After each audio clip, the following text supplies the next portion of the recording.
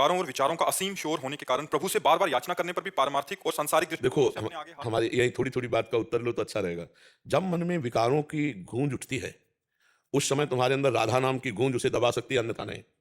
अगर विकार अपने गूंज रहे हैं, उस समय तुम उनके सुनने के चक्कर में पड़े, जो विकार और विचार हैं, तो तुम्हें बहा देंगे, डिप्रेशन तक पहुंचा देंगे। अगर उसी समय काट किया, राधा, राधा, वो कहेगा सुनो मेरी बात, देखो मैं क्या चित्र दिखा रहा हूं, राधा, राधा, राधा, काट दिया, डिलीट कर दिया, फिर आया, फिर डिलीट कर दिया। लाखों बार हमारे अंदर काम के मैसेज हैं, करोड़ों बार पाप के मैसेज हैं, वो सब मन से आएंगे।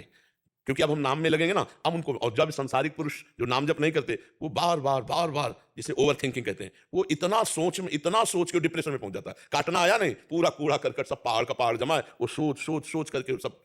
हमारे पास डिलीट करने वाली मशीन है, राधा, राधा। आप करके देखो, जहां आपके अंदर विकारों को, राधा, राधा, राधा, मन कहेगा चुप रहे, शांत रहे, मत जब, सुन देख मैं क्या दिखा रहा हूं, बड़ा सुख मिले, राधा, राधा, वो पूरा पानी फेर देगा मन की चाल पर पूरा। इसी नाम के बल से हम इस मन को अपने अधीन करते हैं। ये जो विकारों का पुंज और विचारों का पुंज है, इसी को तो शांत करना है। शांत विचार, कोई गलत विचार नहीं। अपने आप आपको ऐसे, जैसे दूध रख दो ना गैस में, उफान आती, ऐसे आनंद की उफान आती। भगवान के शरण में ऐसे आनंद की उफान आती, तुम्हें कैसे बताएं। जरा सा ऐसे टच करो ना, जैसे घड़ा भर गया हो तो छलकने लगता है, ऐसे जरा सी भागवतिक बात हो तो बस आंसू ढलकने लगेंगे, वाणी मूक होने लगेगी, हृदय में एकदम आनंद, रोम रोम पुलकित। ऐसा, ये सुख कहाँ है?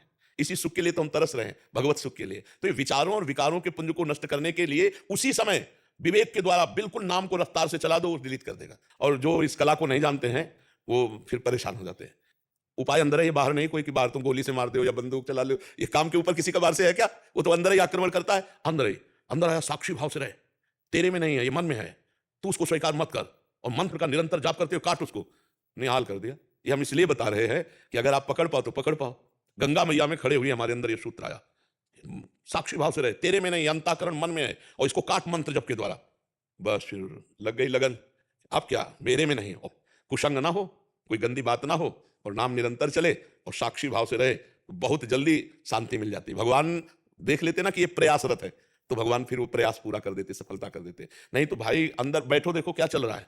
हर समय सोच, हर समय चिंतन चल रहा है, कभी निगेटिव, कभी पॉजिटिव, कभी राग, कभी द्वेष, इसी में हम पर। एक बार भगवत चिंतन चला के देखो, एकदम शीतल। अभी नहीं होगा प्रारंभ, प्रारंभ में तो पाप नाश करेगा, पाप की प्रवृत्ति नाश करेगा, अनर्थ निवृत्ति करेगा, तब जाके आनंद। जब आनंद आया, फिर तुम छोड़ नहीं सकते, फिर तो हर समय मतलब वो अपने आप चलता है, जैसे नहीं छोड़ सकते। जैसे मछली को जल से अलग करो तड़पने लगती है, ऐसे तद विस्मरणेन परम व्याकुलती थी। जरा सा भगवत विस्मरण का भाव आया तो वो व्याकुल हो जाता है, राधा राधा राधा राधा राधा राधा। और धन्य है जीवन इन किन प्रकार जैसे भी आवे, जो नाम जप कर रहे हैं। पक्का समझ लो, अगर दिन में थोड़ा भी नाम जप करते हो, बच जाओगे, बच जाओगे। यमराज के खाते में थोड़ा भी नाम पहुंचेगा ना, तो होश उड़ जाएंगे उनके, और वो हिसाब में भारी पड़ जाएगा नाम, और आपको बचा लेगा दुर्गति से। ये अभी तो नहीं समझ में आएगा, अगर ये बात हमारी पकड़ के नाम जब करोगे, तो जब हिसाब होगा तब तुम्हें समझ में आ जाएगा कि इस नाम में कितनी अपार सामर्थ है, अपार सामर्थ है।